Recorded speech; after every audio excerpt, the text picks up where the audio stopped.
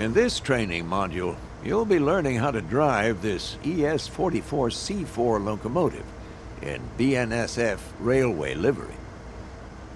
The ES-44C4 is the fourth generation of the GE Evolution series. It started production in 2009 and continued to be built until 2015. Rated at 4,400 horsepower, these beasts are primarily used for heavy freight and intermodal traffic. When you're ready to begin, climb aboard.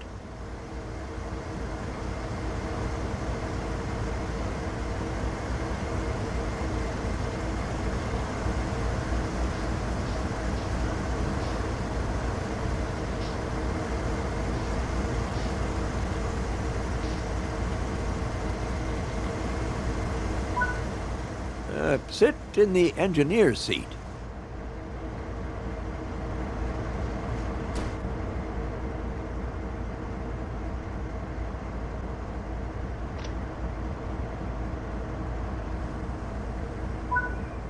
Now you'll go through the steps needed to take over this locomotive.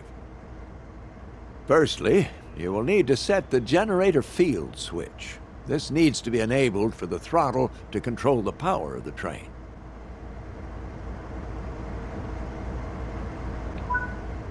This locomotive requires the reverser handle to be inserted before operation.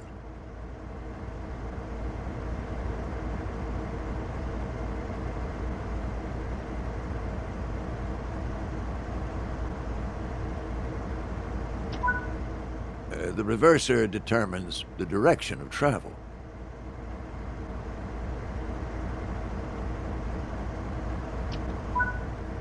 Switch the front headlights on. Regardless of the time of day or weather, all locomotives must have their headlights on.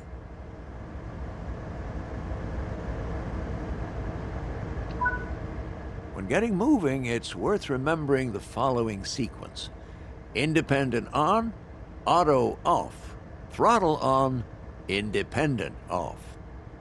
Let's go through that slowly and understand why. First, fully apply the independent brake. Now, this will ensure that regardless of anything else, your train won't move.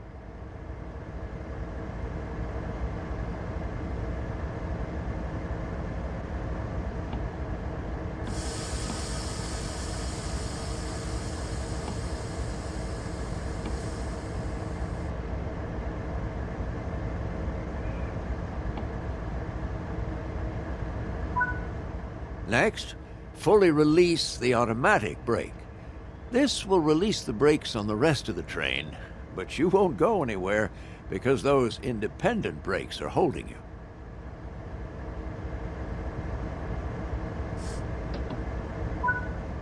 Now, apply a small amount of throttle and verify that power is generated. Finally, release the independent brake and you'll start moving.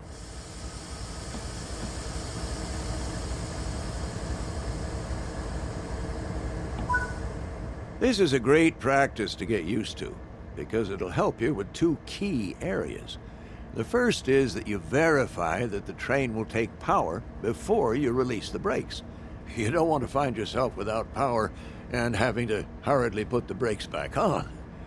The second is that having power applied as you release the independent brakes ensures that you won't roll backwards. On steeper hill starts, you may even need to start with more power. And this is something you can practice and get used to as you find yourself out on the railroad. If you have any locomotives on the rear of the train behind freight cars, you can press the banking comms button to enable radio communications with those remote units. This will ensure that they operate their throttle and brakes in unison with your own locomotive, giving you much-needed extra control on your journey. Press it now, just to get practice, even though there aren't any connected. Coasting is a method used to efficiently maintain speed and reduce motor stress and maintenance requirements. Come to a stop in the indicated position using the independent brake. Independent brakes apply only to the locomotives in the formation and are much faster to apply and release than the automatic brake, which operates on the entire train.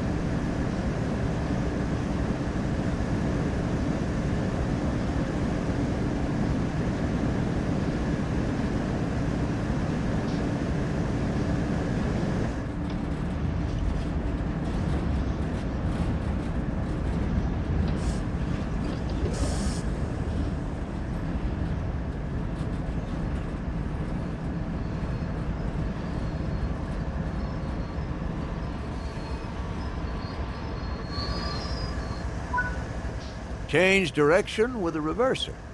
Then change the junction indicated, either by walking over to it or using the map.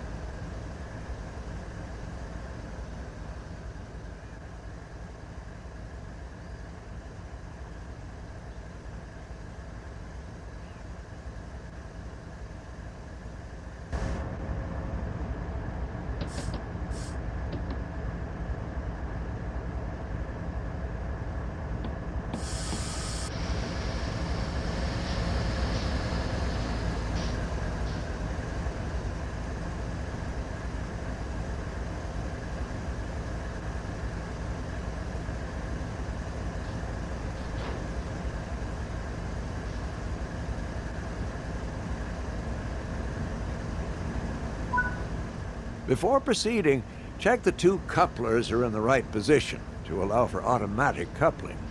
Look at the rear coupler on your train and ensure it's open. Operate the cut bar if it is closed to release it.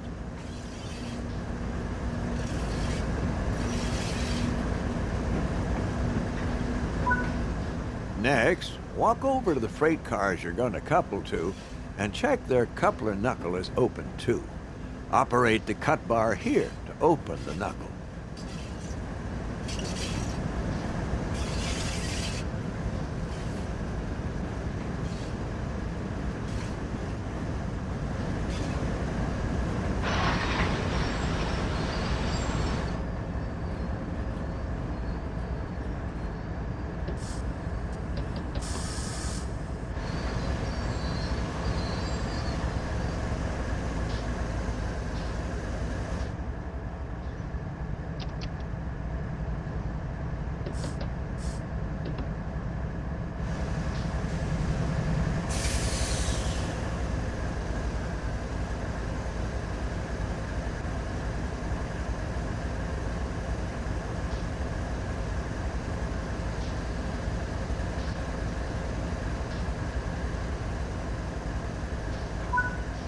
Before coupling cars, always check the knuckles are open, or you'll just bounce right off.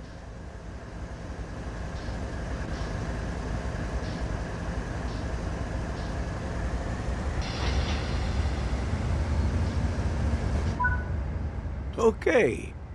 The junction is correctly aligned and the cars are ready to couple. Couple up to the cars by gently driving into them at a slow speed. Most freight uses automatic knuckle couplers, so they will automatically couple once they connect.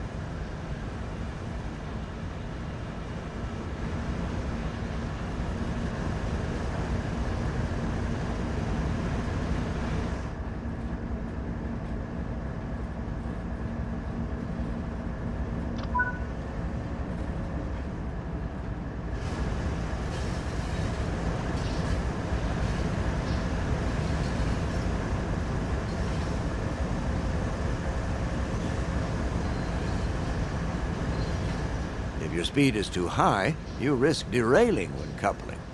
Apply some brakes to slow your approach.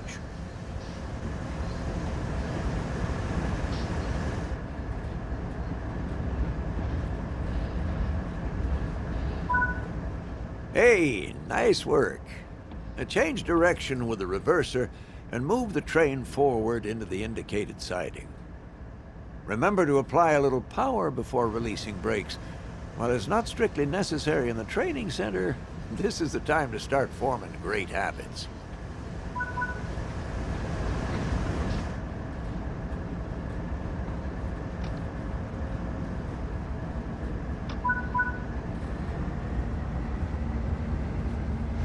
Since you have freight cars coupled, you should slow down using the automatic brake and get the extra braking effort from those freight cars. The automatic brake applies brakes throughout the entire train.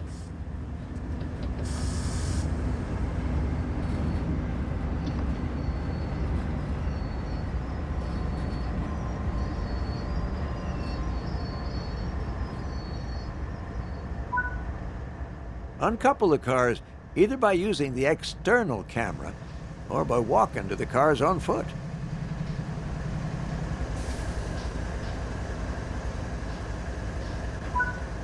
That's it for this training module.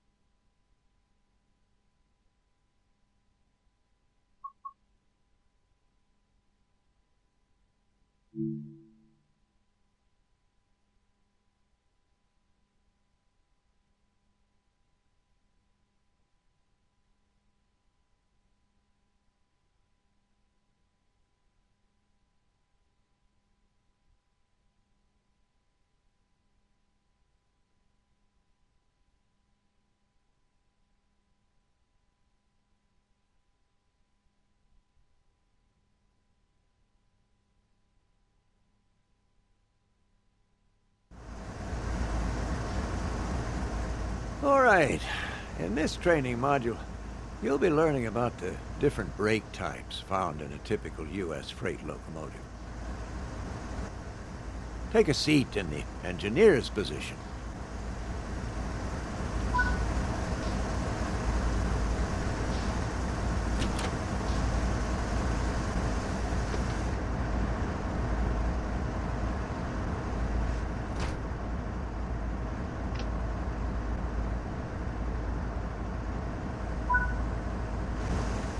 Now you'll go through the steps needed to take over this locomotive.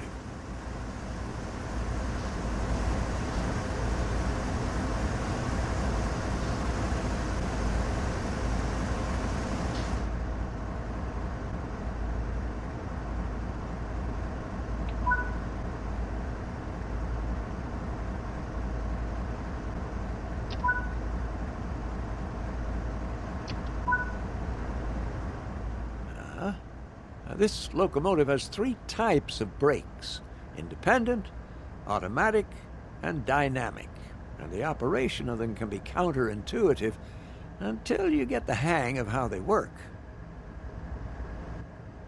The independent brake applies brakes on just the locomotives and should be used when running a light loco or performing hill starts. They respond very quickly, but won't be of great use when you've got a long, heavy train behind you. The automatic brake applies brakes on the entire formation and should be used when bringing a consist to a stop, assisting the dynamic brakes on steep descents, or otherwise making more substantial speed decreases. These brakes are slow to respond, and you can't partially release them. So if you want a bit less braking, you have to release them entirely, wait for the system to repressurize, and then you can reapply. The dynamic brake uses the locomotive's traction motors to slow the train down. These can be very effective at controlling your speed on descents, and are mostly effective between around 10 and 30 miles per hour. Either side of that, you're going to need one of the other brake systems. There are several gauges used to describe what is happening in the brake system of this locomotive, and they're common to a wide range of locomotives. The brake cylinder, or BC gauge, tells you the amount of pressure going directly onto the wheels. Now, this is ultimately how much braking effort is stopping your train. If it's zero, the train is not applying any brakes. The independent brake lever directly controls this, but be aware that this is only reporting the state of the brake cylinder on your own locomotive, and not the rest of the train. Apply the independent brake now to full, and notice that the BC gauge rapidly changes to reflect that.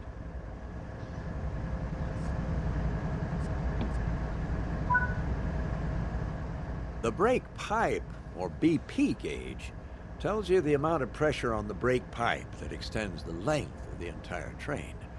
On U.S. freight, this is pressurized to 90 psi as normal.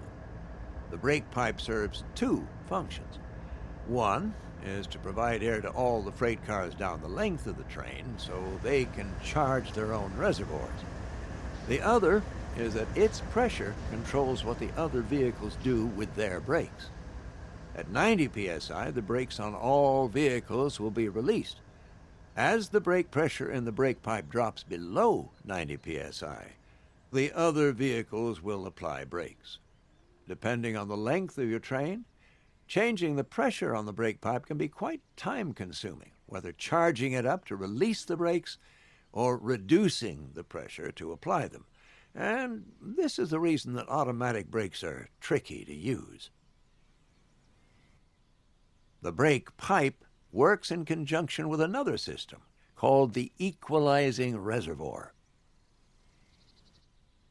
Because charging the brake pipe is time-consuming, and you don't want to be watching that to find the right pressure, the equalizing reservoir is a much faster responding gauge and is what you primarily use to control the brake pipe. The automatic brake handle controls the equalizing reservoir. Apply the brakes a little with a lever, it'll cause the equalizing reservoir to lower in pressure rapidly to the desired level. This causes the brake pipe to begin slowly changing to match the equalizing reservoir, and it'll automatically stop once it has done so.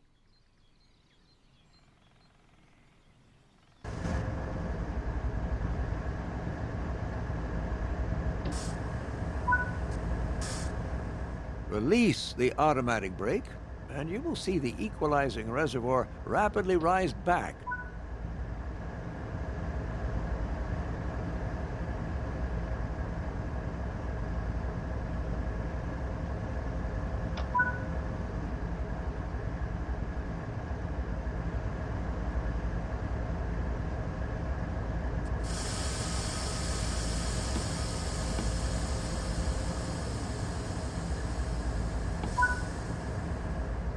Now, there are some key behaviors of this system to remember.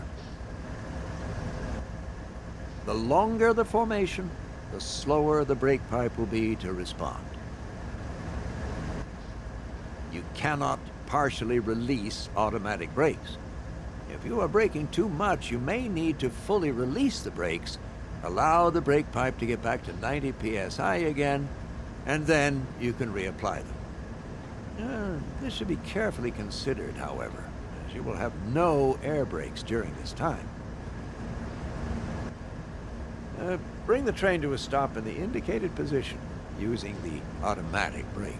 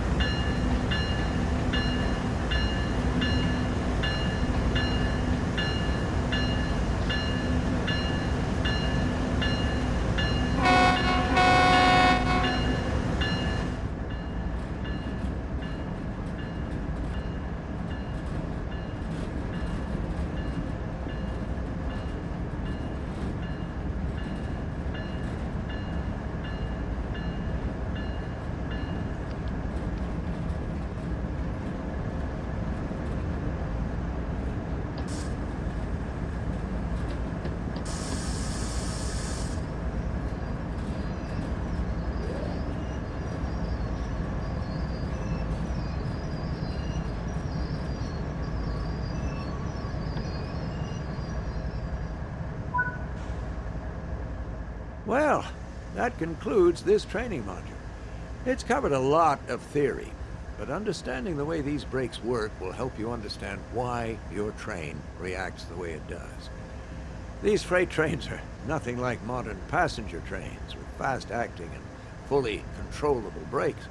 But equally, they must manage massive, long, and heavy trains on steep gradients. An entirely different kind of challenge. Run this module again in the training center, and repeat it any time you need a refresher.